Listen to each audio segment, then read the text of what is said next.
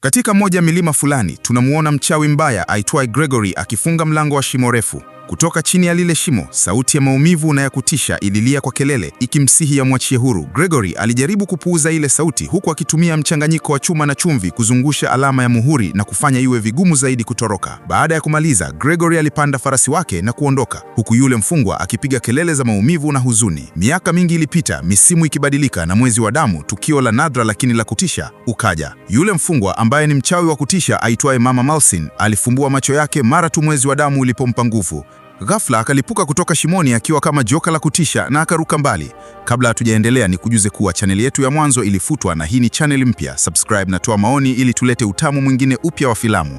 Haya, tuendelee. Tunarudi maisha ya sasa. Katika mji wa mbali, Gregory sasa akiwa mzee alikaa kwenye baa akinywa pombe. Ghafla kengele za mji ziligonga zikionyesha kuwa kuna shida. Mwanafunzi wake William Bradley alimwarifu juu ya msichana mdogo aliyekuwa ametwaliwa na mapepo kanisani jirani. Gregory hakuvutiwa na maneno yake, na shujaa mmoja wa kifalme alijaribu kumlazimisha asimame na akafanye kazi. Yule shujaa aliweka mikono yake juu ya Gregory, kitendo ambacho kilimletea majuto. Gregory alimwangusha haraka chini na pambano dogo lisilo na upande wa pili likaibuka. Gregory akamshinda yule shujaa kwa urahisi. Baada ya hapo alielekea kanisani akiwa na William na wakajiandaa kwa vifaa vyao nje kabla ya kuingia ndani. Ndani ya kanisa, wazazi wa yule mtoto walioingiwa na pepo walimsihi Gregory amwokoe binti yao. Gregory alimsogelea msichana na alipoongea alitambua kwamba alikuwa ametwaliwa na Malsin.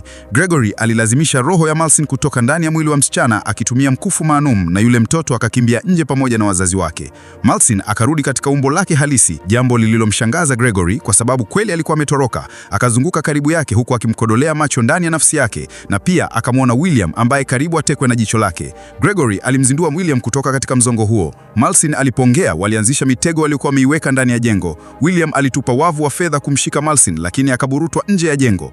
Nje, Gregory alimsaidia William na wakaweka Malsin ndani ya ngome. Walipokuwa wakijaribu kufunga ngome hiyo, Malsin alitumia mikoa yake kumburuta William ndani na kuwakwamisha pamoja. Alijifungua kutoka kwenye wavu wa fedha na akaanza kumsonga shingo William.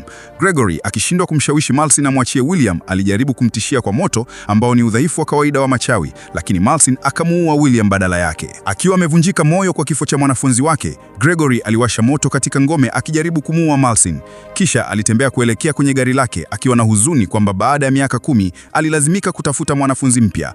Ghafla Malsin alivunja ngome baada ya kujibadilisha tena kwa joka, ukionyesha kuwa sasa ana nguvu zaidi kuliko awali. Akapaa angani huku Gregory akimpigia kelele akiapa kwamba atampata na kumuua.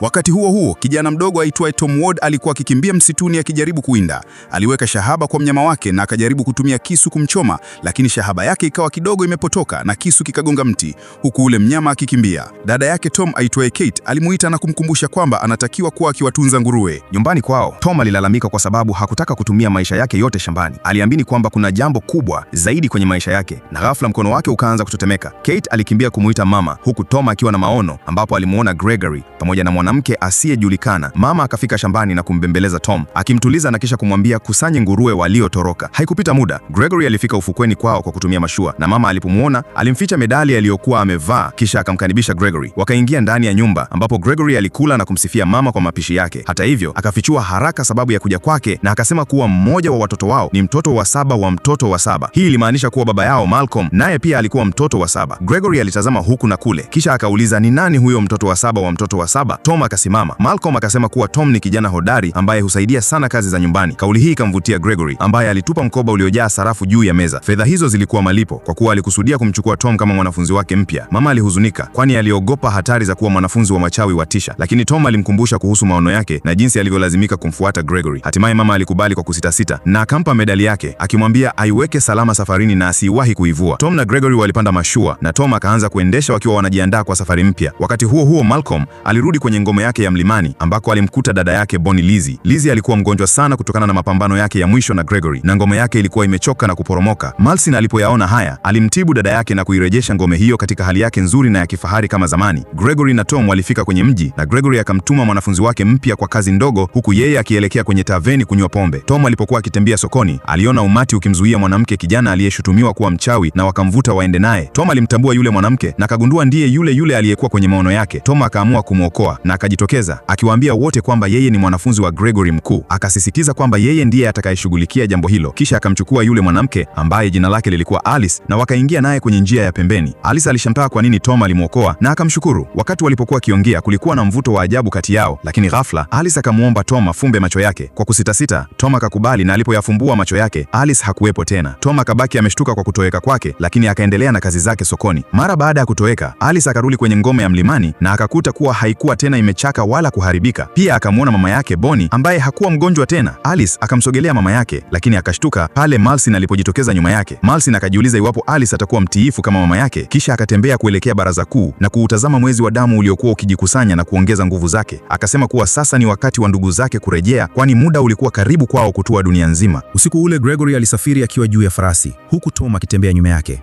Wawili hao walipitia msitu wa ajabu na Tom akamuuliza Gregory kuhusu wanafunzi wake wa zamani. Gregory alipuuza swali hilo na kueleza kwamba wachawi watisha kama yeye hufuga viumbe wa giza na kuwaua pale inapokuwa lazima. Alisisitiza kuhusu wachawi, akasema kwamba wao ndio viumbe wa giza hatari zaidi.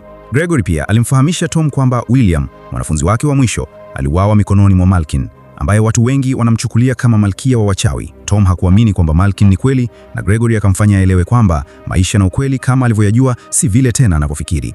Lengo lao lilikuwa kuivamia ngome ya mlimani ya Malkin na kumshinda kabla hajawa na nguvu kubwa mno. Ghafla Tom alianza kutetemeka tena, akiwa na maono mapya na hatimaye akazimia. Asubuhi iliyofuata, Tom aliamka ndani ya mashua. Gregory, ambaye alikuwa akinyoa ndevu, alimwambia kwamba alikuwa amezimia. Akamuuliza Tom kilichotokea, na Tom akamwambia kwamba huwa anaona maono ya siku zijazo ambayo humfanya atetemeke na wakati mwingine azimie. Gregory aliona kipaji hiki cha ajabu, lakini akatambua kuwa Tom hajui kama anaweza kubadilisha matukio ya baadaye baada ya kuyaona. Tom kisha alimwona Tusk, msaidizi wa Gregory, na akashangazwa na kiumbe huyo wa ajabu aliokuwa akiendesha mashua. Walifika kwenye jengo la ajabu na lenye kuvutia ambalo Gregory aliita nyumbani kwake. Tom alitembea akilitazama jengo na akakuta kitambaa kilichokuwa na mchoro wa ndege wa Falcon. Agizo hilo lilipambana na viumbe vya giza na lilipitisha ujuzi pamoja na maarifa yake kwa watoto wa 7 wa watoto wa 7. Kitambaa hicho pia kilionyesha kwamba kulikuwa na mashujaa 1000 wa agizo la Falcon. Gregory akamwambia Tom kwamba yeye ndiye pekee aliyebaki hai kwa sababu wengine wote walikuwa ama wamekufa au wamejiunga na upande wa giza. Alikufa mikononi mwa mama Malkin, Gregory alieleza kwa huzuni. Tom akauliza ni muda gani mafunzo yake yatadumu, na Gregory akasema yatakuwa kwa muda wa wiki moja pekee, kwa sababu hapo ndipo mwezi wa damu kamili utatokea. Alikataa kujibu maswali mengine zaidi na akamwagiza Tom asitoke chungani usiku huo. Usiku ulipoingia, Tom akiwa amelala chumbani mwake alisikia sauti ya ajabu. Aliuchukua upanga wake na mara moja akavunja amri ya Gregory kwa kutoka chumbani. Alitembea ndani ya jengo na kufika kwenye chumba cha ajabu ambapo waliona ngao na silaha za shujaa. Tom alipozikagua alidhani kila kitu kiko sawa, lakini akakosea kwa sababu ghafla zile silaha zikafufuka na zikaanza kushambulia. Zilianza kumshambulia na zikamshinda kwa haraka. Kwa bahati ya Tom, Gregory aliibuka na kuzishinda zile silaha zilizofufuka. Akamkemea Tom kwa kutotii majio yake. Lakini Tom aliporudi chumbani, alitupa upanga wake ukielekea kichwani mwa Gregory. Ule upanga ulikosa kwa karibu sana kwa sababu shabaha yake bado haikuwa kamili. Gregory badala ya kukasirika, alivutiwa sana na kitendo hicho na ghafla akaamua kumfundisha Tom kila kitu alichohitaji kujua kuhusu kumpinga Malkin. Akamweleza Tom kuhusu majemedari wa Malkin, mtaja Radu ambaye ana jeshi la wauaji wa siri. Akaendelea akamwambia Tom kuwa Sarikin ni jemedari mwingine ambaye hubadilika kuwa chui badala ya joka, na Vera Hadra anayejulikana kama mfalme wa upanga kwa uwezo wake wa kipekee wa kutumia upanga. Tom pia alijifunza kuhusu vitu vinavyoweza kusaidia katika kuwamaliza viumbe vya giza, ambapo fedha ni moja ya silaha kubwa inayowatisha wachawi. Wakati huo huo, Tom alikuwa akijizoeza shabaha yake kwa kutumia kisu na fuvu likawa shabaha yake. Gregory akamwambia Tom kwamba Malsin ndiye mchawi mwenye nguvu kubwa kuliko wote na jambo hili ndilo lililomfanya awe malkia wao. Tom alikiri kwamba amekwisha muona kwenye maono yake na wakaelewa kuwa watahitaji nguvu zaidi sana ili waweze kumshinda. Gregory akasogea karibu na kumwambia kwamba yeye mwenyewe atashughulika na Malkin pale wakati utakapofika. Kwa hiyo wewe ndiye uliyesalia pekee, Tom akamwambia kwa mshangao. Katika ngome ya mlimani, Radu aliwasili akiwa na uo wake bora zaidi na akawatoa kama zawadi. Malsin aliwachunguza wale wauaji na akagundua kwamba mmoja wao alikuwa akimtazama. Akagundua kuwa ni mmoja wa wauaji na akamwamuru asimwangalie tena. Kisha akautumia mkia wake kumdunga yule muuaji na kumuua papo hapo. Alice na Bonnie wakaingia ndani ya ngome na Alice hakuwa na amani kabisa juu ya Malkin kuwa malkia wao. Akamweleza Bonnie hofu zake, lakini Bonnie akamkumbusha kwamba Malkin ni dada yake. Akamhakikishia Alice kwamba hatamruhusu Malkin kumdhuru kumdhuru na akamwomba aendelee na jukumu lake la kuwapeleleza Tom na Gregory. Usiku huo, Gregory ghafla aliamka na Tusk akatoa milio ya ajabu akiwa usingizini. Gregory akasikia mtu akiogelea kwenye bwawa lililo karibu na kaenda kuangalia. Alimwona Alice ndani ya maji na akamuuliza alikuwa anafanya nini. Alice akamwambia ageuke, na alipokuwa akitoka majini alikuwa amevaa nguo zake kikamilifu. Tom alijaribu kumsaidia kutoka majini, lakini mara ghafla mwanga wa buluu ukamulika walipogusana. Yeye ni hatari, Gregory akajiwazia kwa tahadhari. Alice akamweleza usemi wa kale unaosema kwamba mwanga huo mara nyingi huashiria pale mchawi anapogusana na mwanamume ambaye ameandikiwa kuwa wake. Jambo hili lilithibitisha wasiwasi wa Tom, kwani alitambua kwamba Alice ni mchawi. Alice akafafanua kwamba yeye ni nusu mchawi kwa sababu mama yake ni mchawi na baba yake ni zigua. Pia akasema kwamba si wachawi wote ni waovu, na akamuuliza Tom kwa nini anataka kuwa kama Gregory. Tom akasema kwamba hawezi kukwepa hatima yake, na mara Alice akatoweka. Asubuhi iliyofuata, Gregory alimhoji Tom kuhusu masomo yake, na ghafla wakasikia kengele zikigonga kutoka mji wa karibu. Gregory alielewa kwamba kengele hizo zinamaanisha alikuwa ameitwa, na askari kadhaa wakaingia eneo lao. Kiongozi wao alimfahamisha Gregory kwamba mkuu wa mahakama ya uchunguzi Inquisitor amemwalika mjini uliozingishiwa kuta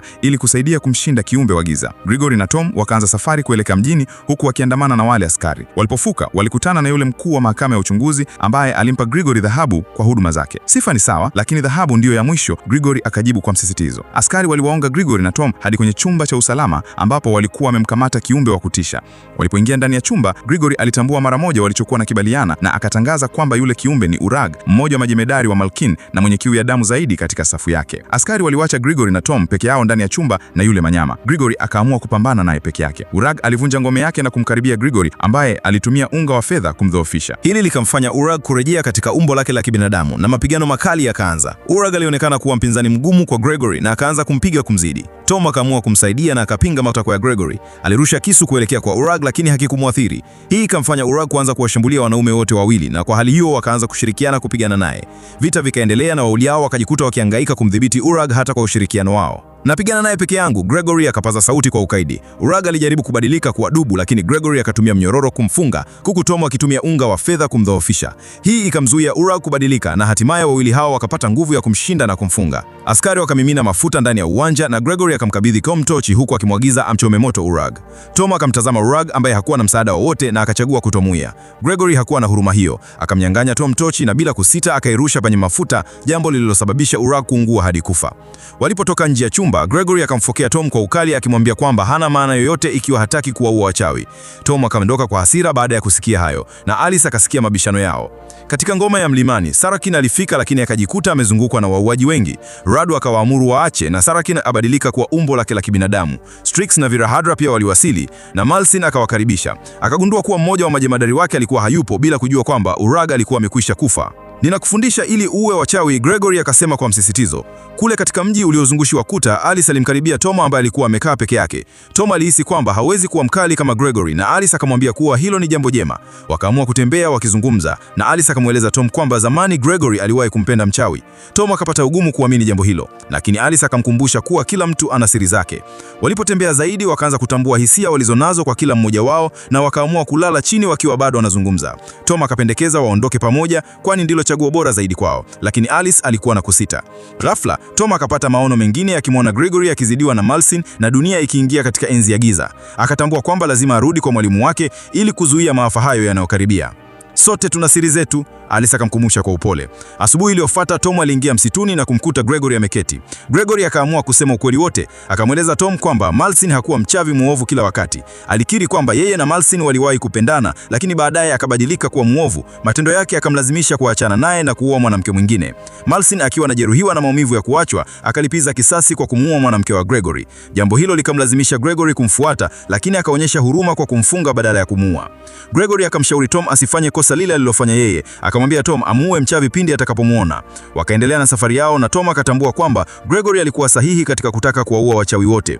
Wawili hao wakaungana tena na Tusk, lakini ghafla wakashambuliwa na kiumbe kikubwa cha giza kinachoitwa Bogart. Gregory akasema kwamba kiumbe hicho kikubwa hakiwezi kushindikana kwa urahisi na wakajaribu kukimbia huku kikiharibu gari lao. Kiumbe kile kikaanza kuwafuatilia na kikampiga Tusk wakati Tom na Gregory wakipenya upitia shimo lililokuwa ukutani. Shimo lile liliwaongoza hadi kwenye jabali na Gregory akaeleza kwamba Bogart huwa na uoni hafifu lakini wana hisia kali ya kunusa. Wakagundua kuwa watalazimika kuruka ndani ya mto uliokuwa chini yao. Wakati Bogart akiendelea kujaribu kuwafikia, wawili hao wakafanikiwa kuruka na kuishi baada ya kuruka. Gregory akasema kwamba Bogart hawapendi maji.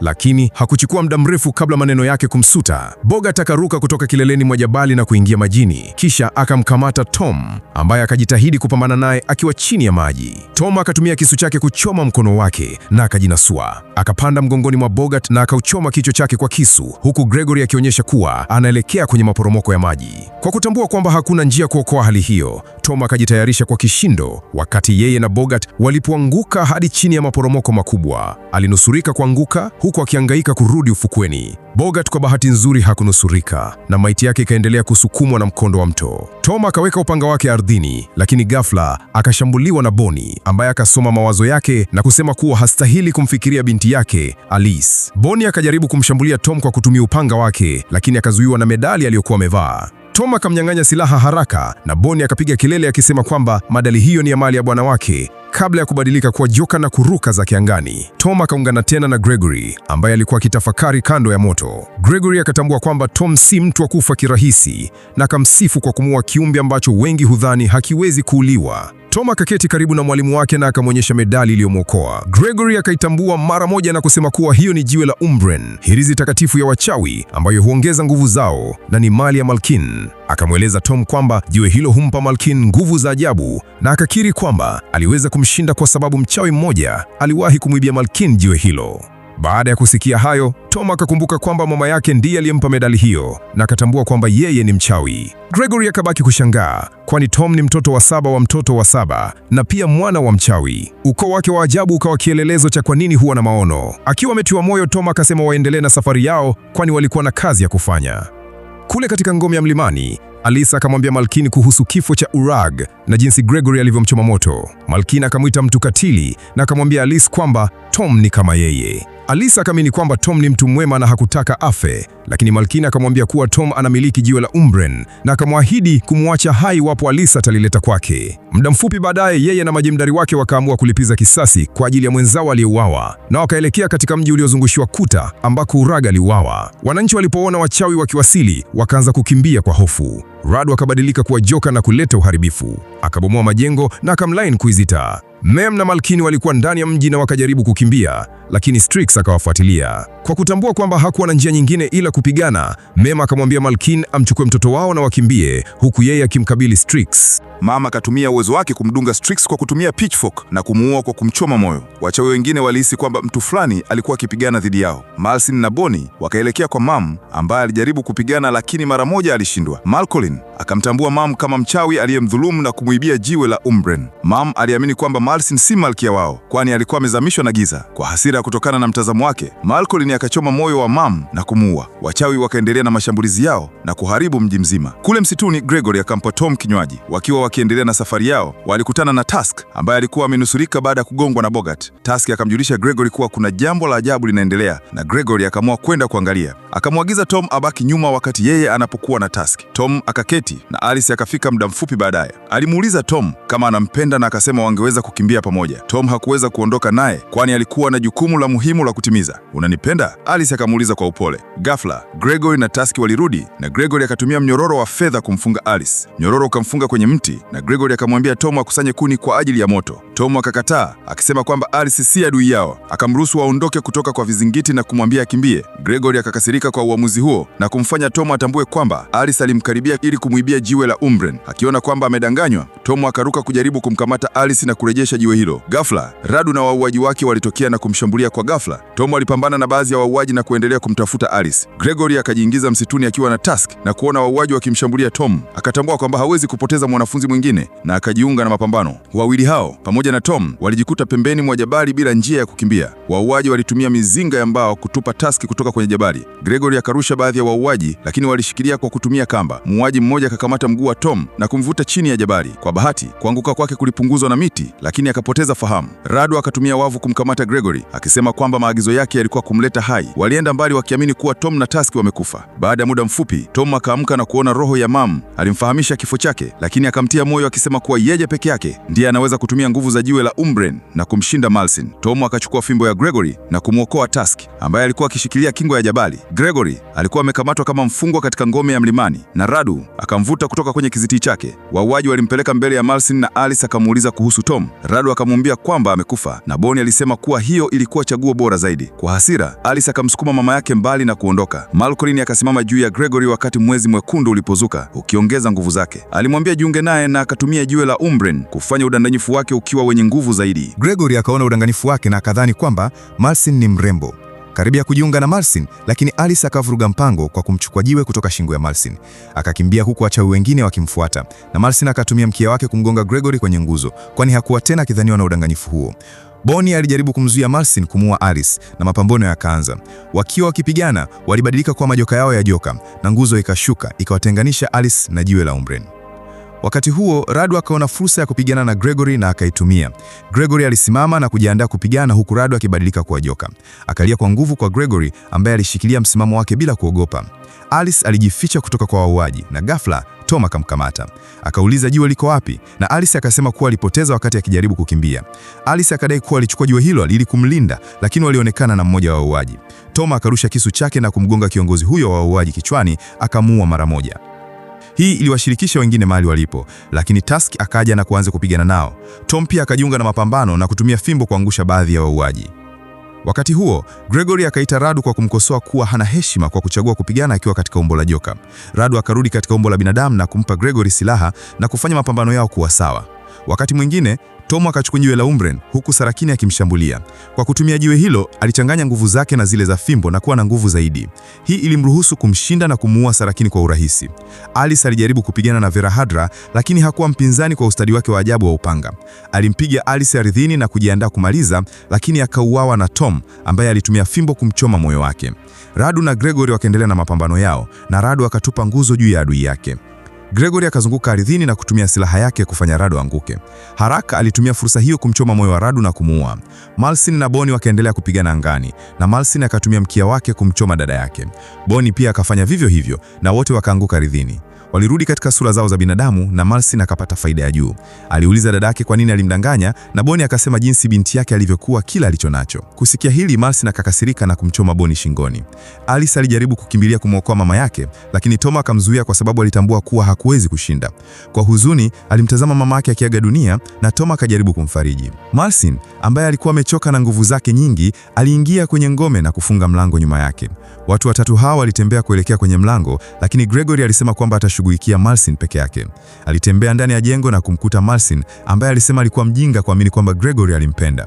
Gregory akawa mwaminifu na kusema kuwa alimpenda, lakini hisia alizokuwa nazo hapo awali hazikuwapo tena. Alikaribia Marcin na kutoa kisu kujaribu kumuua. Ghafla, Marcin akamkamata shingo na kuanza kumchoma, kumfanya ayangushe kisu hicho. Kwa bahati nzuri, Tom alinyanyuka ndani ya chumba na kurusha kisu kwa Marcin. Kisu kilimpiga tumboni na kumfanya awe dhaifu zaidi. Marcin akalia na kusema kuwa atawahangaisha Gregory na Tom. Gregory akamkumbatia Tom, ambaye aliamua kwamba hatafanya kosa lile lile alilofanya. Aliondoka huku Tom akitumia fimbo kuwasha moto na kumwasha Malcolm moto. Wote wakaondoka kwenye jengo akiwa wameshinda, kwani walikuwa wameliokoa dunia kutoka kwa uharibifu ambao wachawi wangeleta. Tom na Gregory walirudi nyumbani, na Gregory rasmi alimfanya Tom kuwa shujaa wa agizo la Falcon. Alizungumza juu ya jinsi agizo hilo kawaida lilivyo na sherehe ya heshima wakati wanapomkaribisha mwanachama mpya, lakini hawakuweza kufanya hivyo kwa kuwa walikuwa wawili tu. Gregory akapasha muhuri wa agizo wa Falcon na kutumia kumchomea Tom mkononi. Kisha akatumia wino wa unga kufanya alama hiyo ionekane na kudumu. Baada ya muda mfupi, Tom aliandaa farasi kwa ajili ya safari na Alice akatokea. Aliuliza kama alama hiyo ya kumchomea imeumiza na kama ameamua kuwa spook. Tom akamwambia kwamba alama haikumuumiza na kwamba taaluma hiyo ilichagua yeye badala yake. Aliamua kumwachia huru, lakini Alice alisema kwamba wataonana tena kisha alipotoweka. Gregory alitoka ndani ya jengo na kusema kuwa lazima aondoke. Tom alishangaa wakati Gregory alimkabidhi fimbo, akisema kuwa kimbilio chao sasa ni mali yake. Alipanda farasi na kumuuliza Tom aishi maisha yake huku akianzisha sheria mpya ambazo zitalimsaidia katika mapambano yake dhidi ya viumbe wa giza. Alimkalalia Tom kwa heri na kuondoka. Hapo ghafla, milango ya mji uliokuwa karibu ililia, ikionyesha kwamba Spook anahitajika haraka. Tom alikuwa kijana wa kawaida mwenye hatima ya dhahabu. Uwepo wake kama mwana wa mchawi na pia kama mtoto wa saba ulikuwa unabaini kwamba maisha yake yalikuwa maalum. Tom alikumbatia hatima yake wakati Gregory alipotaja kumchukua kwenye agizo la Falcon. Pamoja, walimshinda mchawi mwovu Marcin na kumzuia kuchukua dunia. Na huo ndio mwisho wa movie hii itwayo Seventh Son. Asante kwa kutazama na kuomba